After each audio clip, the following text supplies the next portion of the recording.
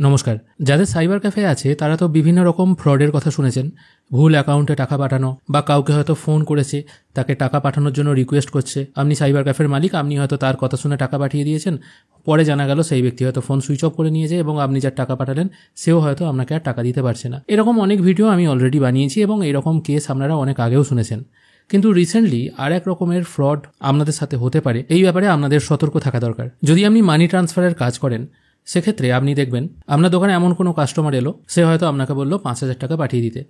আপনি তাকে বলতে পারেন আপনার ব্যাঙ্ক অ্যাকাউন্ট নাম্বার অথবা ফোনপে নাম্বার বা গুগল পে নাম্বার যে কোনো একটা দিন, আমি টাকা পাঠাবো। সেই ব্যক্তি তখন বলবে, দেখুন আমি তো অত ব্যাপারটা জানি না, টাকাটা পাঠাতে হবে কোনো এক ব্যক্তিকে, হয়তো তার কোনো আত্মীয় হতে পারে, ছেলে বা অন্য যে কেউ হতে পারে। তো আপনি একটা কাজ করুন, এই আমি ফোন দিচ্ছি, আপনি ফোনে তার সাথে কথা বলে নিন, দিয়ে সে যা টাকা পাঠাতে বলছে আপনি পাঠিয়ে দিন। এবার সাইবার ক্যাফের মালিকরা এখন অনেক চালাক হয়ে গেছে, আমরা অনেকটাই চালাক হয়ে গেছি। মোটামুটি টাকা হাতে না নিয়ে এখন আর কাজ করছি না, যদি ফ্রড হয়ে যায়। সেক্ষেত্রে আপনার দোকানে যে ব্যক্তি এসছে তিনিও পকেট থেকে 5,000 টাকা বার করে আপনার সামনে রাখবে, কিন্তু আপনাকে দেবে না, আপনার সামনে রাখবে, আপনার সামনে গুনবে।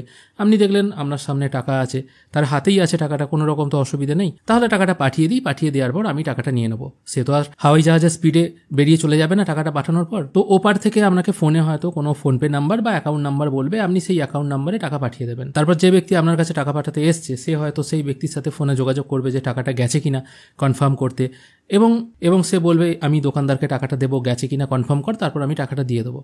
সেই ব্যক্তি মানে ফোনের ওপারে থাকা ব্যক্তি হয়তো বলবে না আমার কাছে কোনো টাকা আসেনি, কিন্তু আপনি তাকে দেখিয়ে দেবেন যে হ্যাঁ টাকা চলে গেছে। তারপর ওপারের ব্যক্তি মানে ফোনের ওপারে থাকা ব্যক্তি সে হয়তো বলবে আপনি কোন নাম্বারে টাকা পাঠিয়েছেন একটু বলুন তো। আপনি তখন হয়তো ফোনপে নাম্বার বলে দিলেন, তখন সে বলবে না আপনি তো ভুল করে ফেলেছেন, আমি শেষকালে 8 বলেছিলাম, আপনি শেষকালে 3 করে দিয়েছেন। বা হয়তো একটা অ্যাকাউন্ট নাম্বার বলবে, সেটা হয়তো বলবে আমি এটা বলেছিলাম আপনি ওটা করে দিয়েছেন, এটা আপনার ভুল, তাহলে আপনি কেন টাকা পাবেন? ভুলটা যেহেতু আপনি করেছেন আপনাকে কিন্তু কোনো রকম টাকা দেওয়া হবে না। স্বাভাবিক ব্যাপার, ফোনে আপনার সাথে তার যে কথা হয়েছে সেই কথা আপনার দোকানে যদি অন্য কোনো ব্যক্তি থাকতো তারাও শোনেনি, যে সে 3 বলেছে না 8 বলেছে, এটা হয়তো তাদেরও বোধগম্য হবে না। এবার আপনি সত্যি বলছেন না সে সত্যি বলছে সেটাও হয়তো বোঝা যাবে না।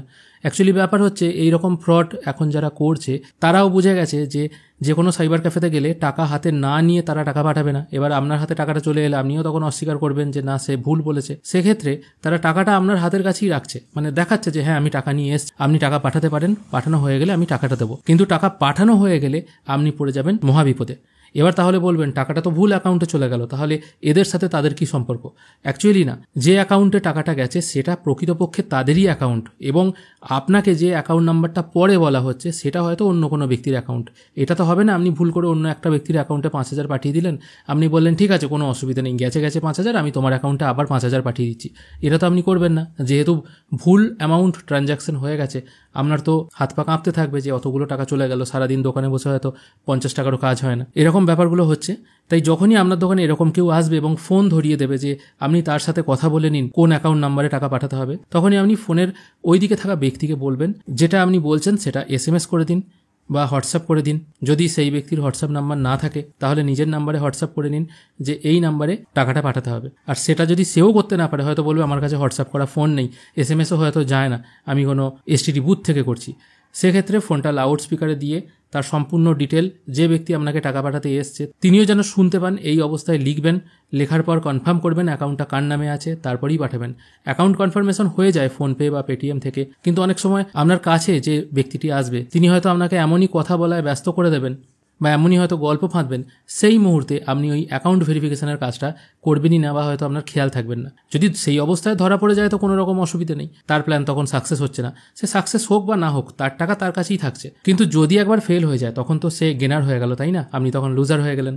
তাই এই জিনিসগুলো যদি আপনার সাইবার ক্যাফে থাকে অবশ্যই দেখে শুনে করবেন, কারণ এরকম ফ্রড কিন্তু শুরু হয়েছে কোনো জায়গাতে। ভিডিও যদি ভালো লেগে থাকে অবশ্যই একটি লাইক করবেন।